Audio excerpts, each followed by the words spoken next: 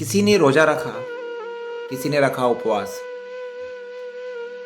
कबूल उसी उसी का हुआ जिसने माँ बाप को रखा अपने पास।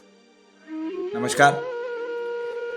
आज एक कहानी, माफी चाहता हूँ, कहानी तो नहीं है, सच्ची घटना है ये, जो उन बच्चों के लिए रहेगी जो अपने माँ बाप की देखभाल न कर पाए। चिंटू और गोलू। चिंटू छोटा बच्चा है जो पिता के पास तब आया है जब माँ की डेथ हो गई है। पिता ने छोटे बच्चों को देखा और कहा कि बड़ा कहाँ है। वो कुछ ना कहा। थोड़ी देर बाद जब पापा ने फोर्स किया तो उसने अपने पिताजी को कहा कि बड़े भैया ने कहा है कि तू छोटा है, तू माँ की डेथ पे चला जा, जब पापा मर जाएंगे तब मैं चला जाऊंगा। कहानी अब शुरू होगी।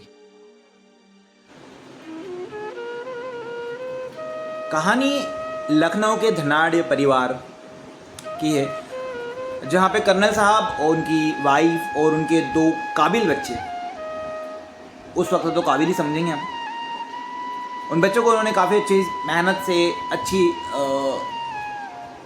क्या कहना चाहिए मुझे कि एक अच्छी तहजीब से पढ़ाया, अच्छे बड़े स्कूल्स में उनको दाखिला करवाया, अच्छे कॉलेजेस मिले, पढ़ाई करवाई। बच्चों ने बहुत मेहनत करी, शादी की और उसके बाद में एक अच्छी नामी गिरामी कॉरपोरेट कंपनी में जॉब लग गई। और वो दोनों बच्चे संयोगवश अमेरिका चले गए। एक ही देश में दोनों थे, एक ही शहर में थे, लेकिन अलग अलग अपने परिवार के साथ रहने लगे। कुछ समय के बाद एक दिन पिता ने अपने बच्चों को फ़ोन किया और रुआंसे तरीके से बच्चों को बोला कि बेटा घर आ जाओ, तुम्हारी मम्मी का देहांत हो गया है, और फ़ोन को रख दिया।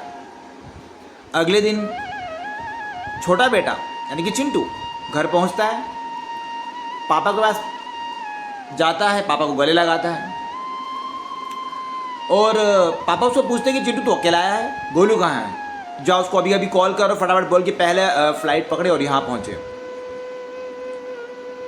गोलू कुछ ना कहा पाया, लेकिन बार बार फोर्स करने पर उसने अपने पिताजी से एक सच्चाई कही। सच्चाई कुछ इस प्रकार से थी कि पापा भैया ने कहा है कि तू मम्मी की डेथ में चला जा, जब पापा मरेंगे तो मैं चला जाऊंगा। कर्नल साहब कुछ ना कह पाए, अपने आप को कोसते हुए अंदर चले गए और बहुत देर तक रोने के बाद उन्होंने अपने बेटों के नाम, प्रिय बेटों, मैंने और तुम्हारी माँ ने बहुत सारे अरमानों के साथ तुम लोगों को पाला पोसा, दुनिया के सारे सुख दिए, देश दुनिया के बेहतरीन जगहों पर तुम्हें शिक्षा दिलाई। जब तुम्हारी माँ अंतिम सांस ले रही थी तो मैं उसके पास बैठा था। वह मरते समय तुम दोनों का चेहरा एक बार देखना चाहती थी, तुम दोनों को बाहों में भरकर चूमना चाहती थी। तुम लोग उसके लिए वही मासूम से गोलू और चिंटू थे।